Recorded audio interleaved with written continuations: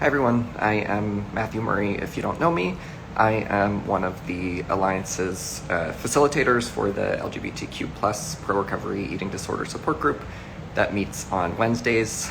We are just going to give our guests a minute to join and then we will jump in. Our topic today is men and eating disorders. So as soon as Ryan and Abhilash are here, we will get going.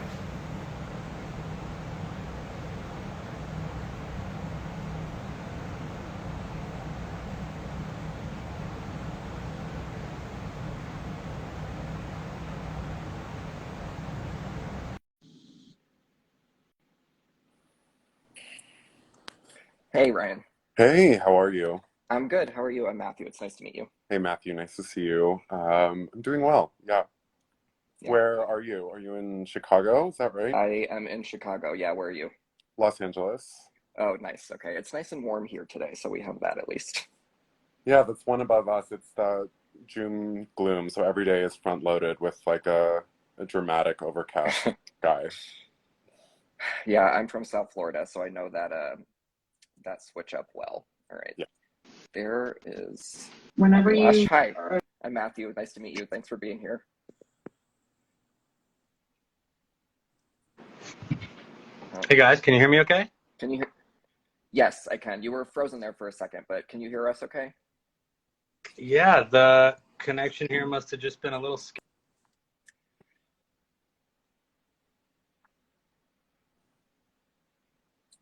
Okay. It seems like there might be a little bit of a delay. So we'll see how it goes. Um, but I guess we can get rolling for now. And if we run into any issues, I'll let you know. But just to quickly reintroduce myself to everybody that's joined, my name is Matthew Murray. I am one of the facilitators for the Alliance's Wednesday evening LGBTQ plus pro recovery eating disorder support group. If you are new to the Alliance, the National Alliance for Eating Disorders is a nonprofit organization that offers outreach, education, early intervention, support, and advocacy services for eating disorders. So if you or anybody that you know is struggling with an eating disorder, just know that help is available. So please reach out to the Alliance. They have extensive referral services and offer several free weekly clinician-led pro-recovery support groups and also groups for loved ones, which are gender inclusive. And again, that includes our LGBTQ plus group on Wednesday evenings. So now that I have that whole spiel out of the way, Ryan, Abhilash, and am I pronouncing that correctly? I just want to make sure. That was valiant and also pretty correct. Okay.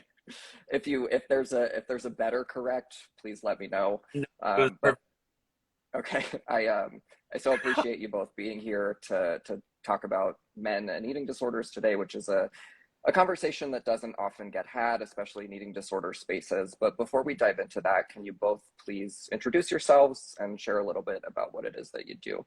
Ryan, do you want to start? Happy to. Hello, everybody. My name is Ryan. I work in the movement world in LA, which is like a very body-centric career. I had an eating disorder for about 10 years, from like 15 to 25, and remember it to be a really like lonely and cold and really important experience for me to stay awake to. And I was able to turn the corner of it on it, and it felt really good to seal it off and just enter into LA with these other sort of identity features that I wanted to like lead with and give airtime. And now I'm circling back to, yeah, like why was I, get ready for this, why was I born? And like part of that now has a more like spiritual element of giving back and letting my voice surface in this realm, and yeah, being an ambassador for anyone at any point in their recovery journey. It really is such a democratic process when you strip it back. Awesome. Well, in that case, I am glad that we have this space, and I'm glad that you're here to share some of that with us. Yeah, thank you for having me. Yeah, Abhilash, do you want to introduce yourself? Sure. Hi everybody. My name is Abhilash Patel. I'm co-founder of Within Health, and hopefully I'll get a chance to share with you guys a bit about that a little bit later. But yeah, Ryan, thank you for sharing that. Um, my battle with eating disorders began when I was 19. It was like my first real coping, maladaptive coping mechanism, and and it lasted for a lot of years. And I am here because, you know, look, eating disorders are, I believe personally, my own opinion, is that eating disorders are very much a disease of isolation and shame and guilt, and the world gets really small. And I felt like that for a lot of years, and it's not fair. I know I'm not the only one. Uh, and so, what's terrific now is that I get to work with people, uh, helping them, right? Helping them recover, helping them find some freedom, helping them to be okay in their own skin. And the experience for me was really transformative, as it is for a lot of people in the same way. I'm 18 years sober from drugs and alcohol, so I've had transformations before, but it was like, even though I was able to get sober and live an amazing life in recovery from substance abuse and in sobriety, I still had all of this shame and guilt because I was still struggling with an eating disorder. And it's something that we can do silently or we can do quietly, and nobody sees it. Nobody, and people can look at you and they would never ever think, oh, this has gotta, this is actually how this person feels inside, or this is actually what's going on. Because we're men, right? Like, imagine that, right? How possibly could it's only something that gets, it's only something that affects women or young women or whatever, and it's just not true. So we're going to talk about that, but right now, for my part, I'm really grateful because I love building companies. I love creating an impact, and now I get to do that specifically here in a way that hopefully is going to make it possible for a lot more people to get well.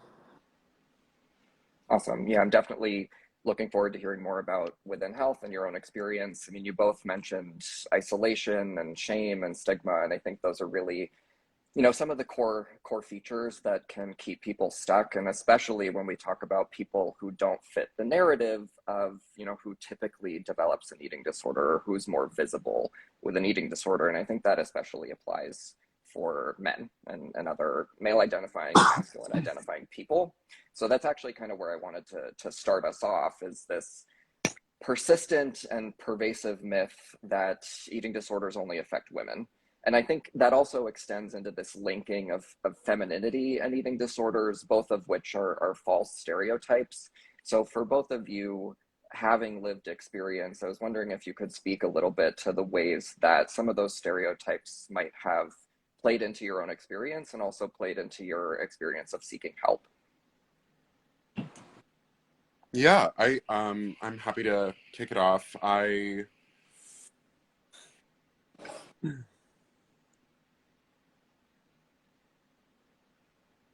And this is my experience as like a queer man as a young person, but there was a lot of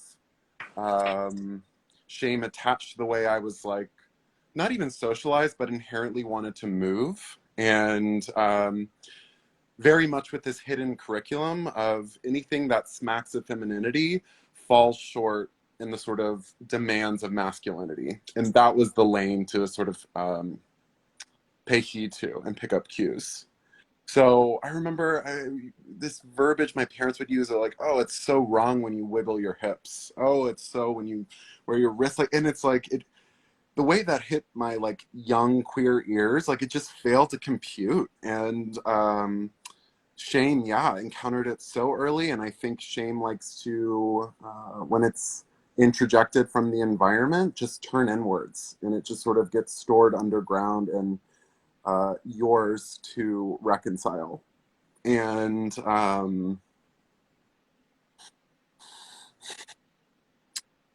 so I found myself really disavowing anything that could be interpreted as feminine. I, like, threw myself into sports. I tried to, like, recast my physicality into something that would help me get by. And gay men are masters of defenses and can really finesse duplicity. And so like I felt like I had to inherit a new body, a new physical language, and that was all telegraphed on my body in a very lonely way. So it makes sense that now the body is re-signified for us to like communicate physical attractiveness, which for a million reasons has been sort of positioned as a kingpin of emotional connection for gay men and like securing sexual intimacy, whatever it is that we may want. Also, I think it's important to presence like some of the socio-historical elements of gay body image that while that came from the AIDS crisis, and the body became something to work on and have a certain composition and physique to offset any stigma of AIDS wasting. So there's this like survival element that while I wasn't a part of that generation that got a hole blown through it, there is this socialized holdover that a lot of us reckon with. And it's fucking lonely. Like in the treatment environment, I was the only guy. I was in a long queue. I had to go to inpatient and could not locate myself in any marketing materials. And this, you know, this is a different climate now, but even in 2006, 2007, it just perpetuates that shame, a lot of it. And ideally in treatment is about meaningful relatedness. And all it did that first pass was underscore how different I felt. And in hindsight, there's a purpose for that. There's an intel to it, but it sucked. And I think made me feel really bad. Yeah, I really appreciate you saying that, because I think one of the persistent issues that we run into is many treatment spaces, and I'm hoping to actually talk about this a little bit more later, but many treatment spaces will say they are accommodating for certain things, which is all fine and good, but if the space isn't actually designed in a way to support the needs of diverse patients and diverse people, then that, you know, interest in being accommodating ultimately is meaningless if it's not backed up by, you know, physical tangible support in the actual space. And I think that's something that a lot of men experience in eating disorder treatment spaces, as feeling singled out and tokenized and isolated in a lot of different ways, and like their specific needs and experiences aren't being met. And I did also just want to briefly touch on it. Funny is not the right word, but I do think it's always interesting when, you know, you hear little things that are locked away in your brain reflected in somebody else's experience. Like I've also had that sort of queer experience of movement that just was the way I was moving, being critiqued in a way that I didn't really understand at the time, you know, which I think in and of itself is sort of a microcosmic example of the importance of having your experiences reflected in the spaces that you need them to be reflected in. So I Yeah. wanted to touch on that too. Yeah. Um, but Abhilash, how about for you? How do you think those stereotypes kind I'm of played into your experience? I'm so glad to hear you guys even just talking about this, right? And look, I've said it before. I think the effect of the stereotype is a part of my story, right? For sure, it's a part of my story, and I'm sure it's a part of the story of a lot of men, straight, queer, cisgender, not trans, doesn't matter. Like it's just part of our story if we're struggling with an eating disorder. And for me, that Ryan, it was exactly that, right? Like you said, I couldn't locate myself in the marketing materials, right? Or that at one point, that's what you said. And you guys said at one point, right, like how the then you talked about the spaces and how the spaces didn't really make room for me. For me, same thing, right? Like I'm sick because I'm struggling with an eating disorder, and I'm not enough, right? On the inside, I'm just not enough, and my body doesn't look right. I you know, culturally, whatever, my skin might be different, and I'm struggling to be the same. And when it came time to get well, when it came time to finally admit, you know what, I need some help for this thing. Like this isn't this isn't right. I couldn't eat a piece of bread, right, without my own behavior. And when it came time to look for help, I go online, search for help, and I can't locate myself in any of the marketing materials.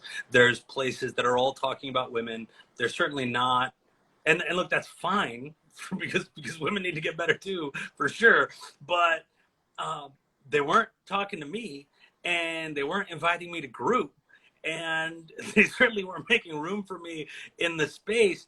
And so I just felt it wasn't for me, right? And as a result, I remained sick, I think, for a lot longer than I wish I had, right? I was like, okay, well, like, it's, thing is, right, when we're sick like that, whether it's when we're sick like that, right, with an eating disorder, all I need is just the smallest excuse to keep going, right? It's like when it's such a Herculean feat, right, to be ready to ask for help. Imagine somebody's sick and they're ready to ask for help. They finally mustered all of that courage that's required, and then I give them an excuse. I give them an out, right? Well, guess what? We just don't have anybody that looks like you in this spot. Like, they're out, and then who knows what else could happen, because this is a potentially fatal illness.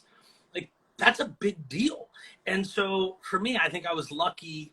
My physiological effects weren't catastrophic, right? I certainly had plenty of consequences, bodily physiological consequences, whether that's metabolism or esophageal tears or ulcers or cardiac implications. There's all sorts of things that can happen. But for me, that stereotype that there wasn't room for me, right, was my out. And I was sick for a lot longer. Now, I've always known, right, there's over 10 million people in the country that have bulimia or anorexia, tens of millions more likely that have binge eating disorder, and a quarter of them, of the people with anorexia or bulimia, are male, right? And those are just the people that identify or have been identified. I personally think the number is much, much higher than that. But and we live in LA, so I'm in LA too, Ryan. So the number's just a lot. And that stereotype is dangerous. Now, there was language recently when you guys might have seen, some of you guys who are watching might have seen the Wall Street Journal do that investigative report around the dangers of pro eating disorder content on TikTok, right?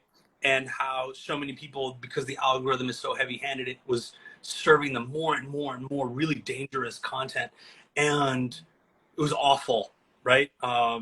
Incidentally, we've got a piece about further research that we did around this kind of content on TikTok. You'll see it in hopefully next week or so.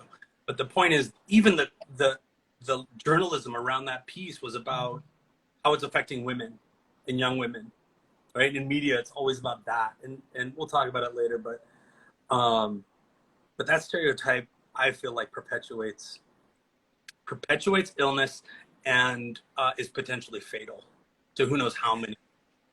Yeah, exactly. I mean, just for the reason that you said, even if somebody is taking that extremely difficult step to ask for help, if that help isn't actually going to serve their needs in a way that they need them to be served, then what kind of message is that sending about the availability of help, the representation that's available within those help services, and whether help can actually be useful for people that, again, don't sort of fit into that narrative. So I really appreciate you both sharing your experience. It's not uncommon. I know it's something, those kinds of experiences are things that I hear all the time, especially in our LGBTQ plus support group, where people will seek out help, and it's just clear that the spaces aren't designed to meet their needs in a way that they need them to be met.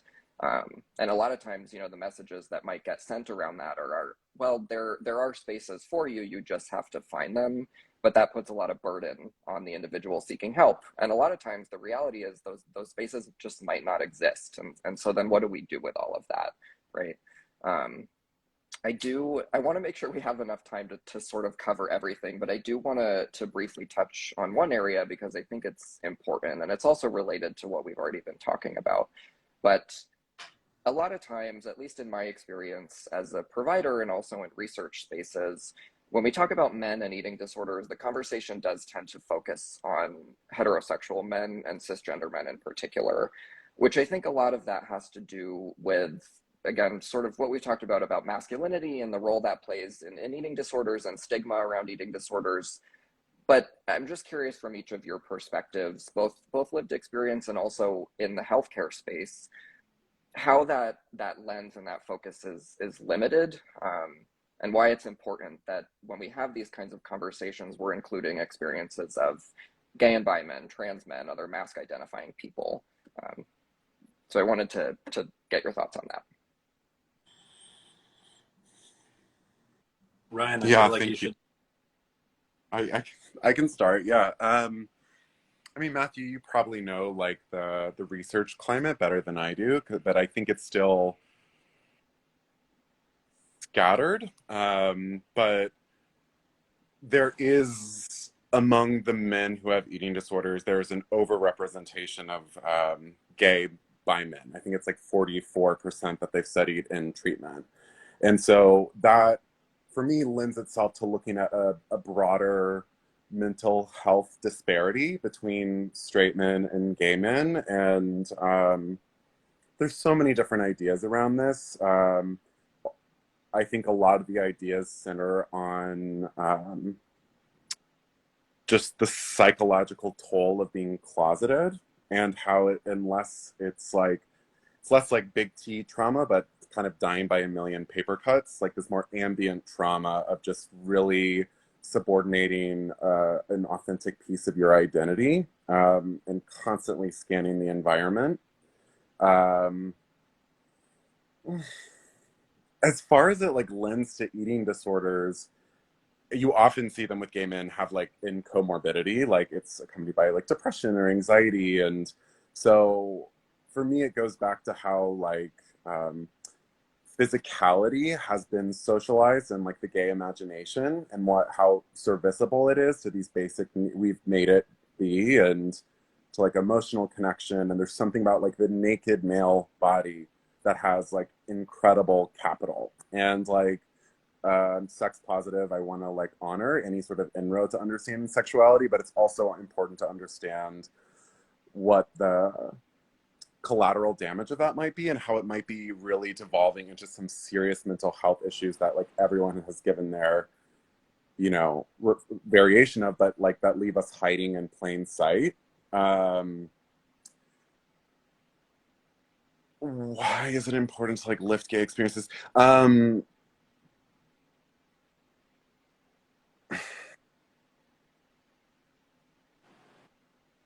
I think it, for me, it tethers back to like, let's look at the overrepresentation of gay, bi men, queer men. Trans men, I'm not resourced enough to like comment on their experience because I think it is a singular one of how we navigate body image, which is a separate conversation too. And, but yeah, there's just still this unknown frontier, and we have to push out the horizon line with how we understand gay, queer, bi men's, trans men's relationship with their bodies under the sort of like socialized demands of masculinity. And we don't know. And a lot of it doesn't have a meaningful dialogue like to accompany it. I feel like never in a million years did I think I would be taking a stand for men, period. But this is one corner market where it does feel appropriate. Female body image, why it's so rampant, and a lot of these stereotypes with how eating disorders are conceptualized as a female predominant disease are true. And with that, a lot of those problematic messages have been able to be indicted and like really interrogated, broken down, and elicit new dialogue around it. With men, that just hasn't happened. We haven't linked lives in a meaningful way to have these sort of like, oh, you too, me too kind of experiences. So the importance of it is constantly undermined. There's not enough like clout or like coherence in sort of moving that change forward, I think is my gloss on it. Yeah, that makes perfect sense to me. And I, can tell you that the research is definitely lagging too. It's sort of this all-encompassing issue where there's just not enough, I don't want to say enough knowledge, but maybe not enough space for conversation about disseminating that knowledge, Yes. which again is part of why I'm glad that we're able to talk about this today.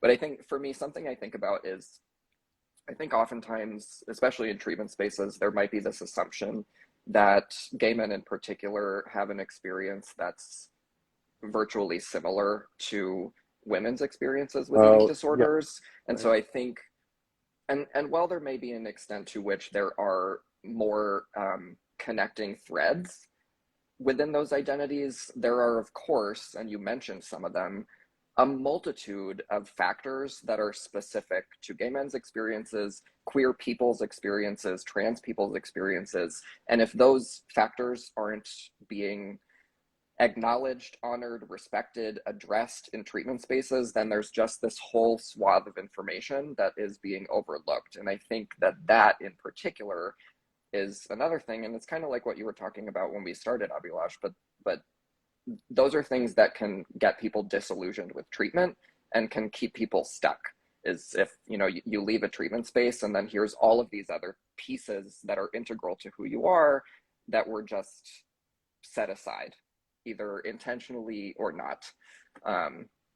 But I do, I you know, I do want to acknowledge the importance of treatment for eating disorders, which is critical, right? So to switch gears a little bit, Abhilash, as the co-founder of a healthcare platform and service provider, I would love for you to tell us a little bit more about why professional help for eating disorders is so important.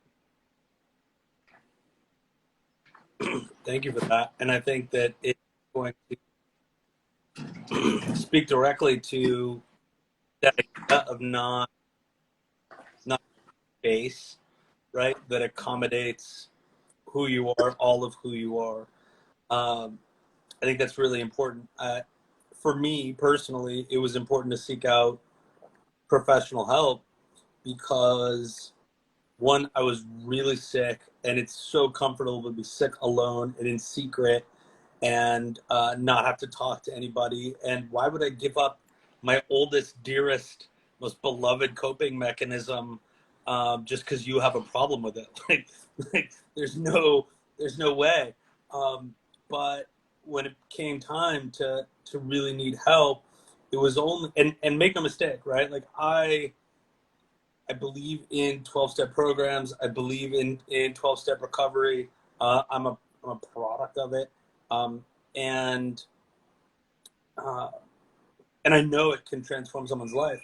For me, 12-step work wasn't the answer. Like it didn't work, and for my eating disorder, and then I was lost. I was like, "Fuck! If this doesn't work, which I know works for everything else, but it hasn't worked for me. Like, why?" And professionals were talking about the shame that I felt, and it was interesting. Like I was able to find some that were great, and they knew what words to use. They knew how to give me permission to be okay. They knew how to give me permission um, to eat something, right? Like which I didn't think was okay. And as crazy as my head was, they knew how to talk to me. So like there was something about that, and it was a blend. It takes a village, right? And so you know, about within, it's kind of our effort to make space for everybody because we believe that one, it takes a village of professionals to be able to help um, heal somebody, and that means psychiatry, therapy, nutritionists, dietitians, companions, science, nurses, and community, and others. And so, what's kind of amazing about Within, it's that it's all of that together, and then virtually, right? Like so let's say somebody has what's a terminally unique case of uh, uh, um, we've done a lot of work, we've spent a lot of time with someone named Skylar Baylor, right, who's a trans man that is an advocate for eating disorder care. And a stat he's used before was 80% of people who are, you know, transition and are dealing with that trauma and that identity are struggling with an eating disorder. Imagine that. Um, so where is there going to be a physical room where you're going to put 10 or 12 or 15, you know, even 8 trans people with that same lived experience in one room to share and heal together? It's not going to exist, right? Like you're not going to have 8 or 10 pregnant women or people with that specific same lived experience. That's not going to exist in any physical space. It has to be virtual. Like tech exists now to allow for human connection in a way that wasn't possible before. So that's what we're doing, right? Like Within's cool because it allows all these professionals to be able to support people. But more importantly, it allows groups of people with the same lived experience to be together, heal together, help each other to be okay, and support each other in this way. Um, it's kind of extraordinary, right? So yeah, I believe that professional help is important, but because I was a man that couldn't get the professional help when I wanted it, um, yeah, I like to build, you know, joke makes it better. I like to build companies to help solve my personal problems. Um, this is this is kind of one effort at that, right? Because now there's a space where my hope, I'm going to join some of the men's groups. You know, we're continuing, like we're trying to grow and get more men, but my hope is to join those men's groups, right? Because they can exist digitally across state lines and have people healing together. Yeah, I think what you're touching on that's really sticking out to me is, in addition to the importance of a treatment team, is community. And again, especially for people who don't sort of fit the typical narrative of who develops eating disorders, but this is something that comes up literally every week again in the LGBTQ plus group, is just how critically important having community is, you know, having people who can reflect your experiences back to you, who can understand your identity and how it's connected to the experience that you're having, who can use language that feels accessible to you and that feels representative of the experience that you're having. I think that's something that can be so missing from eating disorder treatment, that it's so important to have places where that hole can be filled, right? That piece of the puzzle can be stuck in. Um, and so I'm excited to hear that that's something that you're working on building within, and it's definitely the mass transition to virtual services has opened a lot of doors to be able to connect people who previously didn't have that option, and that's definitely something we see with our groups, and I I can't quite express how meaningful it is for the people that come to be able to build those connections that they might not otherwise have, because that's really critical for recovery. So thank you, I appreciate that. Can I? Um, If Go yeah, ahead. I just want to add one piece to that, if that's okay. As a yeah, totally please. like unlicensed, not making any business, just like um, participant, like something about community or group therapy that I found to be kind of precarious for gay men specifically, but I would say men of any identity profile, is that under a lot of these psychological models, the group has to stay intact in that room as its own microcosm, and then no contact outside of that designated time per week, which I know there are a lot of different approaches to this, but that old world approach for me does not hold weight in contemporary uh, society. Of like, imagine getting a bunch of isolated queer men from all over the state on the same Zoom under this direction that forbids contact outside of it. That feels cruel, considering that we're emerging from a whole narrative of loneliness. And so what I'm interested in, again, as a total bystander, is see how like group therapy can function as something that asks or like builds this idea of how do we find out there what we're finding in here, and supports those connections even outside of that designated time. Yeah, you're touching on something really important, and um, I wish we had a lot more time to dive into that topic in particular, but what you're hitting on is that, you know, life doesn't start and stop within the confines of therapy or within the confines of a group. And so how do we take the pieces of information and the relationships that are built within that space and transfer it into real life, where people have to support themselves in recovery every day, all the time. You know, it's not just a matter of containing it all to that one space. And so I think that is well heard and well appreciated, at least for me. Um, at least for us at the Alliance, you know, they're support groups, not group therapy, and so Yeah, that limitation isn't set. But it is certainly part of other group therapy spaces, and like you said, there are a million different reasons for that. A lot of contextual reasons, which I won't get into now, but it is, I think, like you said, important to reassess how some of those limits might actually be contributing to the problem they're trying to address in the first place. So I appreciate you bringing that in. totally. And I would love to be challenged because I would challenge you on this. I don't know the integrity of, you know, our Look, your, context. your point of view is entirely valid. Just because it's, I mean, it's authentic, right? It's like, hey, these people are important to me. Why would you keep me from connecting with them? Um, it's our belief that connection is really, really important, right? And so, yeah, we do group therapy sessions, but it's important that the people who are in treatment, at least with us, you know, they maintain their connections throughout in as alumni, through the platform, through the app, and after. Um, it's important to make sure everybody's safe and everybody feels safe, and that's a responsibility we have. I think that's something that you know, again, just some of the weeds you got to get into, so you have to do it responsibly.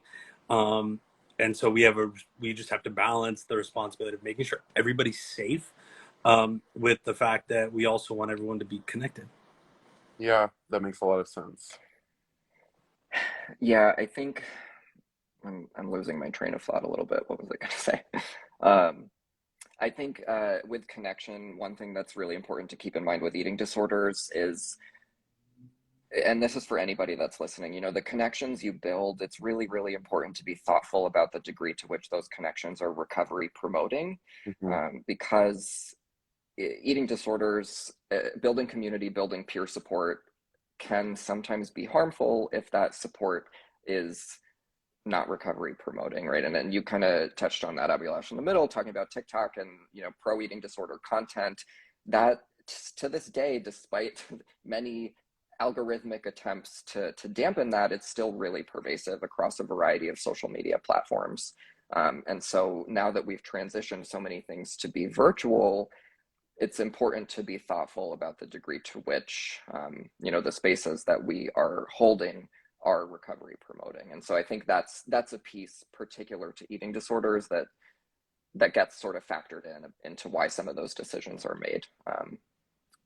But like I said, that point is definitely well appreciated, and I think that's especially true for queer folks.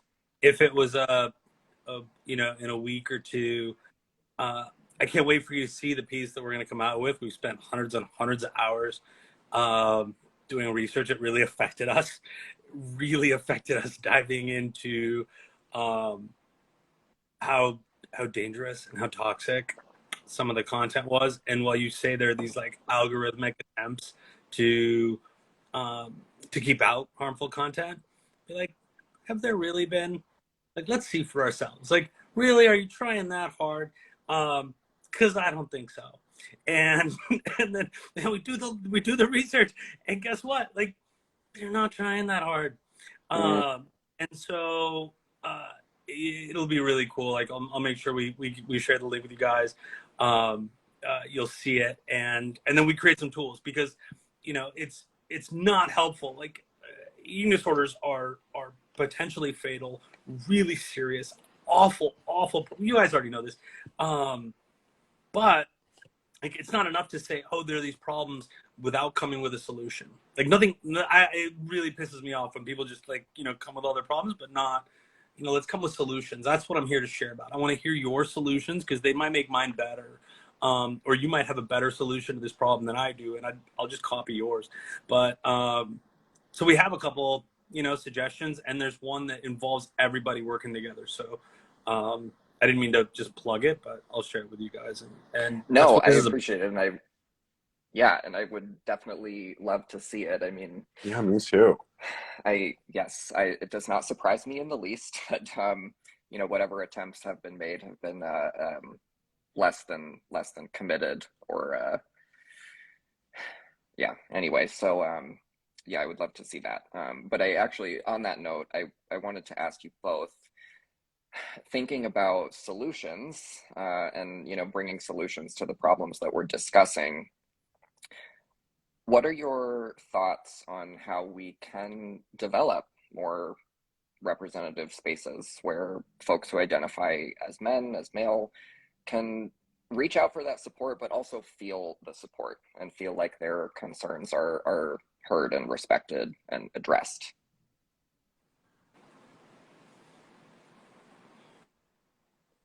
Do you want to go first? No way. I did a bunch of talking, Okay. so you're so good at leading. So please.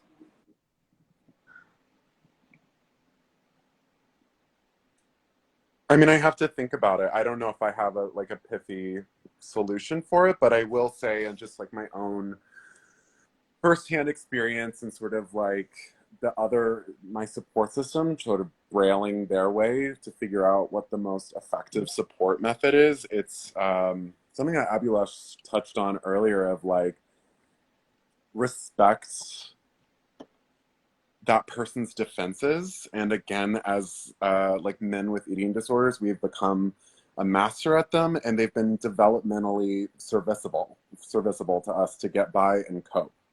So while there is a world that you can go up to someone and say, like, I see you have an eating disorder, you're getting support with it.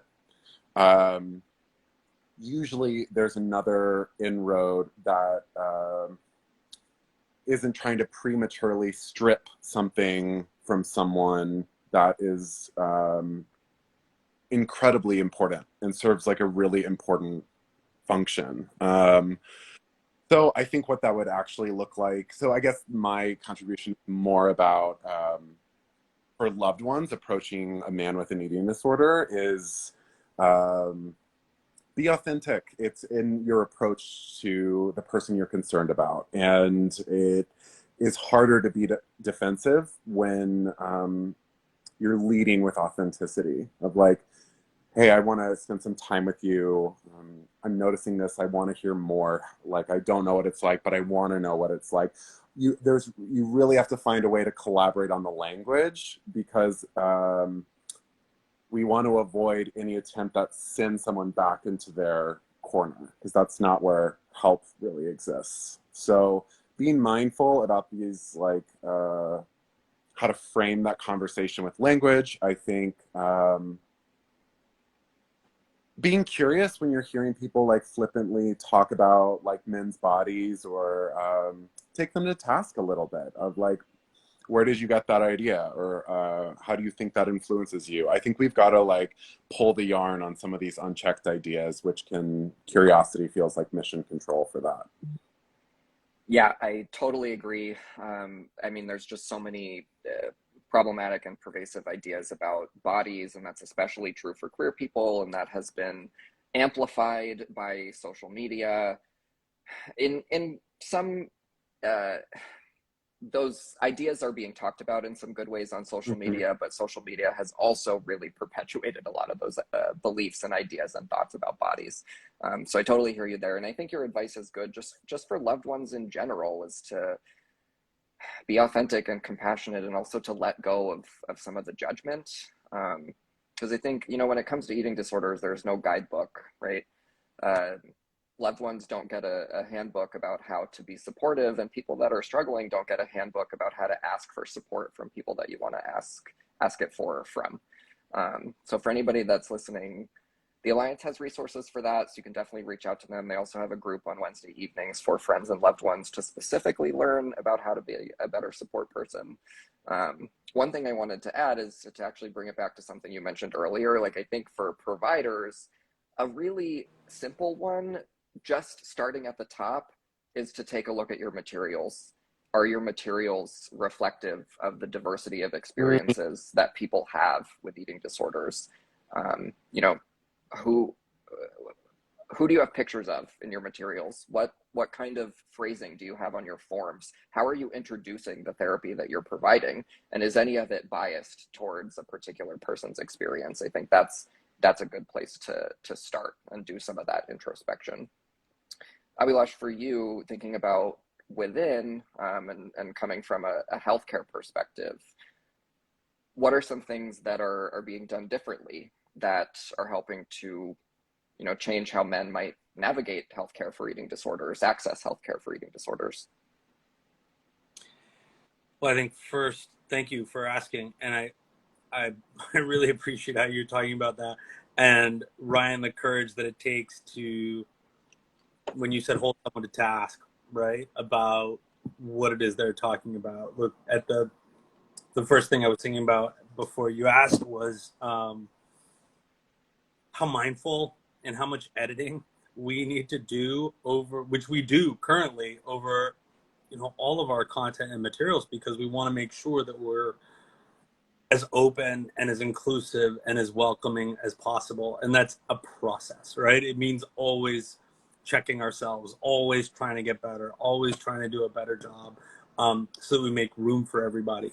And when it comes to allowing men navigating the healthcare space to find us, there's so many things to be done, right? And some of this is just culturally in terms of what we're doing here, right? Removing the stigma that exists that prevent men from asking for help because it's shameful, right? Or because it's unacceptable that a man has an eating disorder, because it's really something that whether it's heterosexual or cisgender or trans or gay, like queer, whatever, it doesn't matter. It's just so, there's just such a, that stigma is so pervasive that we have to do as much of this talking. We have to get as loud as possible.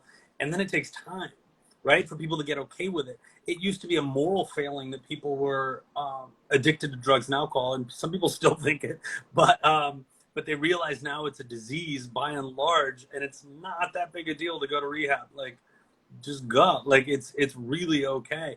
Um, that's happening for people with eating disorders. We're just behind, right? Like, we're just a little bit further behind. And I choose to believe that it's just a matter of time before we all accept that these are just illnesses, right? It's just an illness that's a product of causes and conditions that can affect anybody at any time, and just requires some help, right? And healing, and that someone can be okay. So for men, that means creating content, right?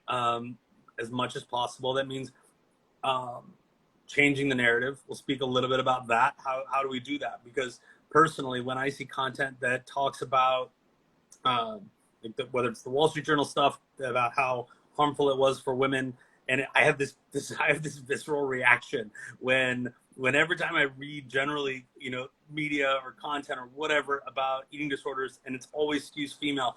I just have this reaction in my body that's like, what about us, right? That what about me? What about us? Reaction. Um, that's never going away. So we have to solve it. So that means what Ryan said, right? It means now I've got to be the one to make a comment and be the, I guess, raise my hand and say, hang on a second, you're leaving us out. Um, but it's interesting. I think it starts small, but small steps, they get us somewhere. So right now, I'm Yeah, thinking about progress. and I think too, sometimes I think that just the power of visibility is underestimated. Just Mm. the fact that again we're here having this conversation, being seen and heard, even just for one person who might feel that isolation, that shame, and that stigma, which is where eating disorders really thrive. I think that can go a really long way. And it's a starting point to help people get their foot in the door. Then the progress part is making sure that the door that they're entering has what they need. So I appreciate you sharing some of the ways that you're working on that. Before we start to wrap up, Ryan, I did want to take some time to ask you about movement and Mm. connection to the body, and how that's played into your journey and your job as a choreographer and a movement director. I think that brings a really unique perspective. So I would love to hear a little bit more about that before we wrap up. Yeah, I wish I had some like revelatory answer, but I had to stop when I was younger for a while and heal, which feels like the coup de grace for young dancers. There's this thing of like, I have to ride this arc and keep going, taking a break. Um, that's the antithesis of where like this career is taking me. And it is hard. I always, searching a young kid's face when they tell me what to do with dance and I can tell it's their leading edge in life. It still brings waves in from all fronts when I talk with them, because like I think I'm of a pretty old school belief that you have to lay it down for a little bit. And that's not to say you can't put your sensitivity back together again through other uh, mindfulness and somatic exercises that bring the body on board. Like that doesn't have to go, but dance in a performance space, just drop the weapon for a second. And I, again, same refrain, would love to be challenged. I would challenge me too. I'm sure there's exceptions to this, but putting dance down for a while helped me have a much more re-signified and meaningful re-entry back into dance that's more sustainable and has a lot more of me baked into it. I like work with like the majority of like women in the pop music sphere, and a lot of them have had haunting experiences being in their body. And so usually this idea of like choreographer comes in, deposits some sort of movement vocabulary on you to make you look cool or whatever the demand energy du jour is, like it just doesn't hold up. So it's like a lot more emotional gymnastics and empowering more like self-initiated vocabularies and like celebrating the impulses that are inside of someone and like getting a real download, because it's brilliant most of the time. And it's really tricky. I work with a lot of models. I see a lot of eating disorders. And I have a lot of empathy. I don't see myself in any sort of comeback story. I've laid down these symptoms and my life is a lot more honest for it. And I totally understand why people like who are in the grip of it. I always try to make myself available for people in the dance world who are navigating eating issues or body image or disordered eating or but it's become a lot more empowering to support people in terms of dance, like following sensation versus aesthetics, because a lot of what you see is like shape, I'm naked on stage, and like I just don't know if how sustainable that is if someone is reckoning with how do I have a home in my body. So I'm a kooky weirdo in this scene. I get fired a lot and I think I'm okay with it. I really, really appreciate that realism. And I agree with you. You know, I think a lot of times with eating disorders, there is this kind of experience of, I cannot put my life on hold to recover. I cannot set this Yes. down to recover. I cannot put this aside to recover. And the hard truth is, a lot of times you have to. And the example you gave us is just one of that, right? Is having to set it aside for a minute to recover. But on the flip side, in recovery, there's a really exciting opportunity to rebuild your relationship with that thing that you had to set aside. And I think there's something so wonderfully exciting about that. You know, I'm not really a person who ascribes to this sort of like, I'm going to recover and then I'm going to get back to where I was. I'm going to get back to the person I was, right? I don't think that's how our lives move. I think we transcend to a new life and new experiences and new relationships with the things that we are connected to. And we get a chance to rebuild our identity outside of the eating disorder in a way that feels firmer and more foundational and better and more affirming of the things that we love and enjoy. So I really, really appreciate your perspective on that, because I tend to agree. So with that, I don't want to keep you here too long, but for both of you, from your perspectives and experiences, for anybody who might be listening that's on their journey to recovery, whether they're starting fresh or they're later on in the process, or they're yet to start, what's something you would want them to know? Ryan, you're on a roll, man. I'm gonna volley this over. Well, I do want to hear from both of you, so Yeah. but whoever would like to No. start. Okay. So thank you for making this space, right? That's really important, because if there was one thing that I was to say to somebody who was, as Ryan put it, at any stage, but certainly someone who's still sick or curious, just nibbling around the edges around, so to speak, around getting well, I would say that you're not alone, right? And that it's okay to ask for help, and pleased to do that, because there's no judgment here. There's nothing more ridiculous than me judging anyone else, I promise. So it's really that you're not alone, and that whatever you think might be involved, or whatever you think might be necessary, I promise it's not that. That it's gonna be okay, and that you're gonna be just fine. Right? My own experience. I'm glad you said it. It's like the only constant is change, right? And what's been extraordinary for me is that getting better and healing my relationship with food allowed me to heal my relationship with myself, and that means I can be okay and authentic with the world around me, and that's fostered this path and this space for really truly intimate relationships with the people around me that are honest and real, because I'm not hiding anything, right? I don't have any secrets today that I'm ashamed of, and I don't, and that allows me to be comfortable in my own skin, and I thought that's where I was before when I had the eating disorder, but the fact is, like, there's a whole new freedom, and a whole new happiness. So that's possible, and I believe it's possible for anybody, right? Anybody can get better. I'm sorry to do this, but real quick,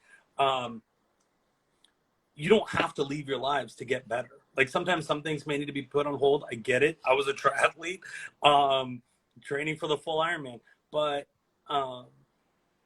someone doesn't have to leave their lives. It's why we built Within. Like recovery is available to people in all kinds of shapes, and they just have to ask for help, right? They just have to be willing.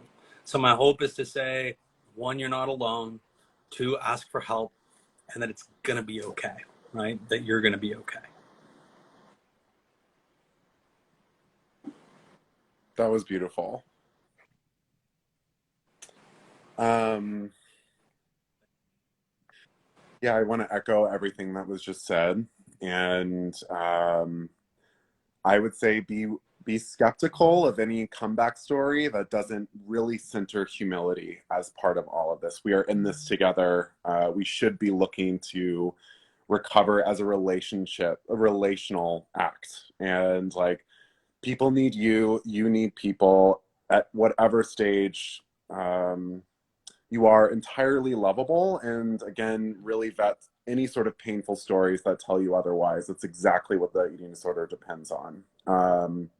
So some of the responsibility is on people like us and the system to change the visibility so that people who are struggling do have a more available inroad to seeking support. So it's a shared responsibility. And I think honesty is mission control. That idea of I don't have to hide things anymore.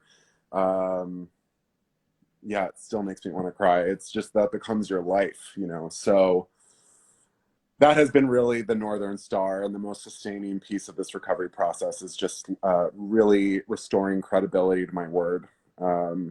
it's such a spiritual avenue. So um, it's like so sobering and like not, I don't know, so frustrating. And I'm such a complainer, and like complain all you want. You should be around people that can hold some of that too. And um, it's about you getting to know you. Your development is for you and not anybody else. So empower that dialogue and curiosity in yourself.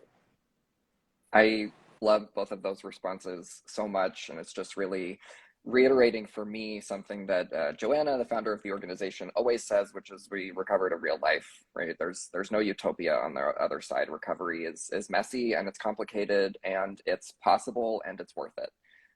And I think just the fact that we can be here and have this conversation and talk openly and honestly and realistically about what that can look like is really important. So I can't thank you both enough for being here, for sharing your own personal experiences with us. I think that is really key to starting to shift things, and increase that visibility, and also sharing your perspectives on how we can start to move the needle. So, for anybody that's listening, if you are a person that is struggling with an eating disorder, as was said, you deserve support, you deserve love, you don't have to walk this path alone, and we're not meant to. So please reach out to the Alliance for help getting connected to care. Please join us at any of our gender inclusive free virtual support groups that meet on Monday evenings and Saturday mornings, or at our LGBTQ plus eating disorder support group on Wednesday evenings. You can send your friends and loved ones to the friends and family group on Wednesdays. You can find more information about these groups and other Alliance services here on the Alliance's Instagram or on their website, allianceforeatingdisorders.com. This conversation is also going to be saved to their page if you want to check it out later or share it with anyone that might need to hear it. But with all of that said, Ryan, Abhilash, again, thank you so much. It was really great talking to you. Please let us know where we can find you, websites, socials, anything like that, and any final thoughts you might have. Thank you both. I'm really grateful for this moment in this last hour. That was awesome. I'd say the same. Thanks so much for having the space and giving us a chance to share. I'll say the same thing that a little bit about what you said. If you guys, or if anyone listening is interested in getting help for their eating disorder, for your eating disorder, feel free to also reach out to us. You can find us at withinhealth.com or here on the Instagram handle within_health. Happy to help however we can. Cool. All right. Well, thank you both so much again. It was really wonderful talking to you, and I hope you have a good rest of your day. And you guys, thanks so much. Bye. Thank See you ya. so much. Bye-bye. Bye.